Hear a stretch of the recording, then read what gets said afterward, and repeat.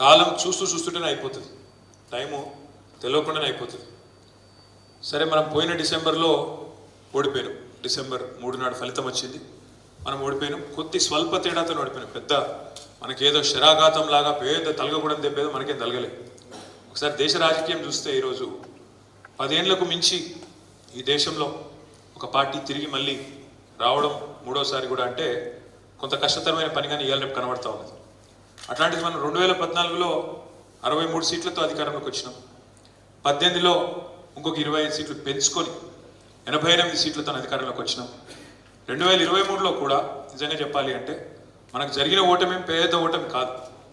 39 సీట్లలో గెలిచినాం మనం. 119లో 39 అంటే మూడో వంతు. 119లో 39. ఒక 14 సీట్లు జర్రలో పోయినాయి. 1100 ఓట్లతో జుక్కలు పోయింది. 1300 ఓట్లతో దేవరకద్ర పోయింది. అట్లా 3000 ఓట్లతో బోధన్ పోయింది. 3000 ఓట్లతో కాగజ్ నగర్ పోయింది. 3000 ఓట్లతోనే ఆదిలాబాద్ పోయింది. అట్లా 5000 6000 లోపల పోయినాయి. 14 సీట్లు ఉన్నాయి. అందులో మనం దబ్బన సగం గెలిచినా ఇలా కథ వేరే ఉంటుండే. దాని గురించి ఇప్పుడు అనుకోని లాభం లేదు, ఒలికిపోయిన పాలు కానీ అయిపోయింది. అయ్యో ఏమో జరిగిపోయిందని మనల్ని కొంతమంది బాధపడ్డారు, కొంతమంది బేజారైనరు, కొంతమంది ఆగమైనరు, కొంతమంది కాట కలిసింది. ఈ లోపల పార్లమెంట్ ఎలక్షన్ వచ్చింది. పార్లమెంట్ ఎలక్షన్ ఎందుకో ఈసారి మొత్తం మీరు ఒక్కసారి ఆలోచిస్తే జాగ్రత్తగా దేశవ్యాప్తంగా ఒకటే ట్రెండ్ ఉన్నది, కిందికి వెళ్ళి మీద దాకా. ఏం జరిగింది పార్లమెంట్లో? మోడీ ఇష్టం ఉంటే ఎన్డీఏకి, మోడీ ఇష్టం లేకపోతే ఇంకో కూటమికి అన్నట్టు 2 కూటమిల మధ్యలోనే నడిచింది. మధ్యలో ఏ కూటమిలో లేని వాళ్ళను ఏ పార్టీని కూడా దేశ ప్రజలు ఆదరించలేదు.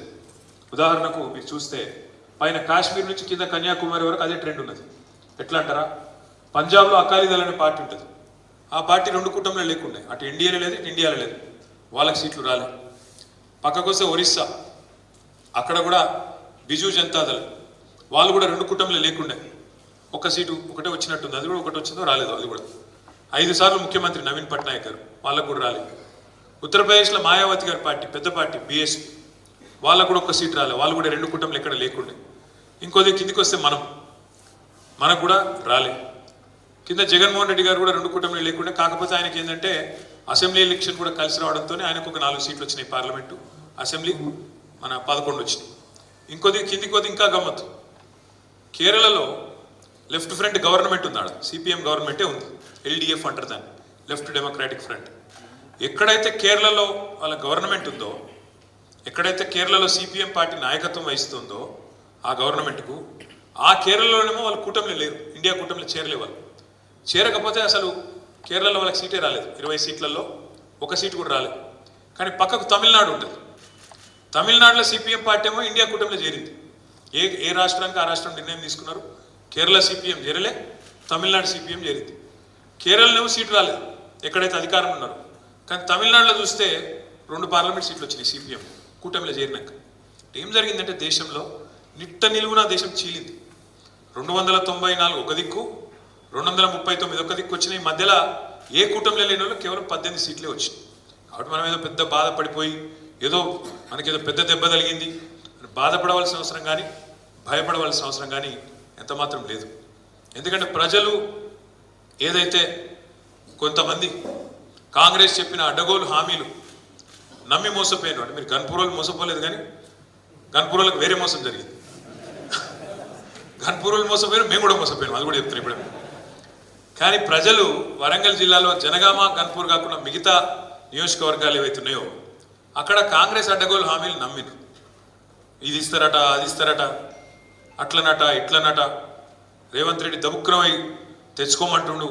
ఏది 2 లక్షల రూపాయలు తెచ్చుకోమన్నాడు. ఏకకాలంలో మాఫీ చేస్తాడు. ఒక్కటే రోజు రాగానే సంతకం పెడతా అన్నాడు. ముసలోళ్ళకు కేసీఆర్ 2000 ఇస్తే 4000 ఇస్తా అంటుండు. ఇంట్లో ఒక్క ముసలోనికే ఇస్తుండు కేసీఆర్. ఆయన ముసలవ్వకి ఇస్తారట, ముసలయ్యకి ఇస్తారట, ఇద్దరికి ఇస్తారట. దబ్బన ప్రభుత్వ ఉద్యోగుల తల్లిదండ్రులు ఉంటే వాళ్ళకు కూడా ఇస్తారట. ఇక చెప్పుడుగా నోరుకి హద్దు లేదు, వాళ్ళ నోరుకు మొక్కాలి. ఎటు పడతటు 420 హామీలు ఇచ్చారు. 1 కాదు 2 కాదు. బీసీ డిక్లరేషన్ అన్నారు. బీసీలకు 42% స్థానిక సంస్థలలో మేము అవకాశాలు కల్పిస్తామన్నారు. 1,00,000 కోట్ల బడ్జెట్ ఇస్తాం బీసీలకు అన్నారు. ఎంబీసీలకు ప్రత్యేక మంత్రిత్వ శాఖ పెడతామన్నారు. ఇక వాళ్ళ నోటికి మొక్కలు అదే చెప్తున్నాను నేను. 420 హామీలు. ఎస్సీ డిక్లరేషన్ వేరు, ఎస్టీ డిక్లరేషన్ వేరు, బీసీ డిక్లరేషన్ వేరు, మహిళా డిక్లరేషన్ వేరు, యూత్ డిక్లరేషన్ వేరు, విద్యార్థి డిక్లరేషన్ వేరు, ఇవన్నీ ఓను మీదకెళ్ళి 6 గ్యారంటీలు అని చెప్పి ఆగమాగం చేసి మొత్తానికి అడ్డగోలు కథలు చెప్పి కొంతమందిని, ఎక్కువ మందిని కూడా కాదు, కొంతమంది